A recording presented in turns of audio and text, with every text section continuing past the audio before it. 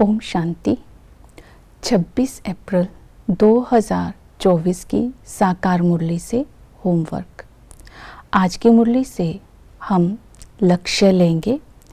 बेहद की बादशाही लेने के लिए आज बेहद की उन्नति करने का पुरुषार्थ करना है।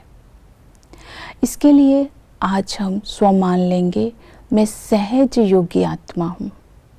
सहज योग का आधार है अपना सब कुछ, सारे बोझ बाप को अर्पण कर बाप की याद में समा जाना, स्नेह में समा जाना। बाबा ऐसी हल्की आत्मा को भी अपने नैनों में समा लेते हैं और सारा दिन कर्म करते समय बाप के मिलन का अनुभव करेंगे, वर्षे को स्मृति में रखेंगे तो सारी मेहनत से मुक्त हो जाएंगे, वरदानों को याद करते रहेंगे। आज इस तरह सारा दिन रहेंगे।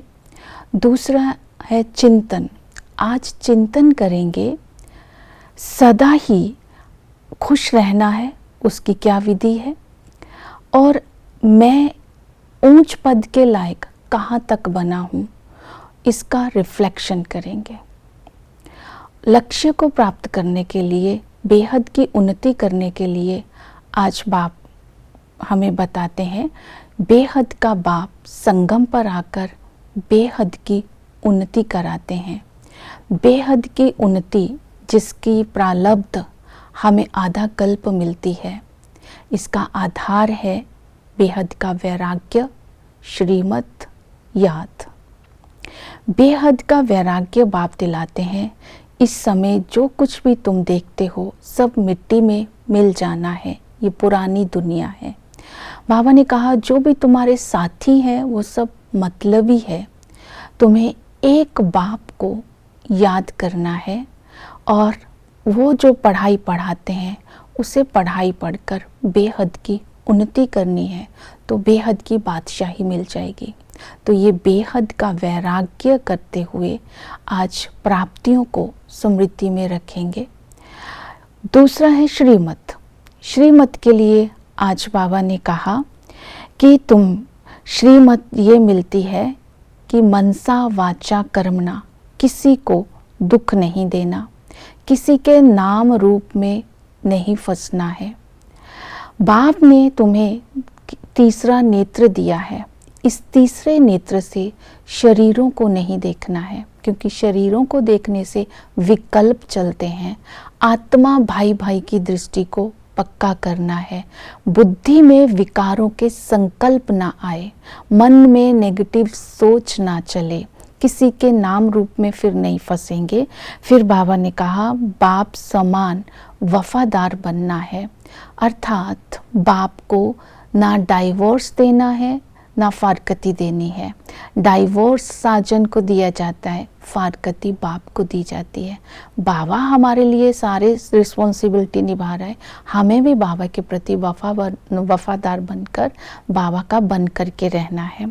और बाबा ने कहा सभ्यता के संस्कारों को धारण करना है और अपना चौपड़ा देखना है, कितना घाटा कितना फ़ायदा हुआ है, अर्थात कहाँ तक बाप की याद रहती है, इस चीज़ को अपने अंदर चेक करना है। और पवित्रता के लिए स्वमान इमर्ज रखना है। मैं राज ऋषि हूँ। राज अर्थात भाग्य, ऋषि अर्थात त्याग। राजा का मतलब है तो बाबा हमें इस समय राजाई पद प्राप्त कराने के लिए पढ़ा रहे हैं। ऋषि अर्थात विकारों का त्याग। विकारों का त्याग हमें घर बार में रहते करना है, लेकिन अगर विकारों के लिए तंग करते हैं तो घर बार छोड़कर हम बाप के पास आते हैं, क्योंकि हमें पता है हमें विश्व की बादशाही मिलती है। तो इस स्वमान को इमर्ज करते ही पवित्रता के संस्कार अपने आप धारणा में आ जाते हैं। इसके साथ ड्रामा को स्मृति में रखना है। ड्रामा को स्मृति में रखने से अपनी पाठ की स्मृति रहती है और हम हलचल से मुक्त हो जाते हैं। जैसे बाबा को ब्लड से लिखने वाले और ये कहने वाले भी चाहे आप ठुकराओ, चाहे कुछ करो हम आपको नहीं छोड़ेंगे, वो छोड़ के चले गए। लेकिन हमने ये सब ड्रामा में नूंद है, इस कारण अचल रहना है और अपना पाठ देखना है। मैं आत्मा अविनाशी हूँ, ब्रह्मांड मेरा घर है, मैं इस शरीर में पाठ बजा रही हूँ, मैं अविनाशी आत्मा जीव द्वारा पाठ बजा रही हूँ और विश्व की बादशाही मुझे लेनी है। तो ड्रामा को स्मृति में रखते हुए अपने पाठ को आज चेक करना है, मेरा पाठ ऐसा है कि मैं ऊंच पद पाऊँ। फिर बाबा ने याद के लिए कहा कि सवेरे सवेरे उठ अलफ को याद करने से, याद की यात्रा से आत्मा सत्व प्रधान बन जाती है। तो ये निश्चय चाहिए, बाप भी है, टीचर भी है और सतगुरु भी है।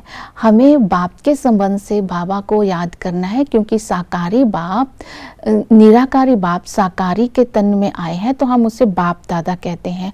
इस समय बाप दादा से बच्चा और बच्ची दोनों वर्षे के हकदार बनते हैं, लेकिन वो वर्षा कायदे अनुसार मिलता है। जितना पुरुषार्थ करते हैं उतना ही पाते हैं। जो टीचर हैं वो टीचर ऐसी पढ़ाई पढ़ाते हैं जिस नॉलेज को पढ़ने से बेहद की उन्नति होती है, बेहद की बादशाही मिलती है।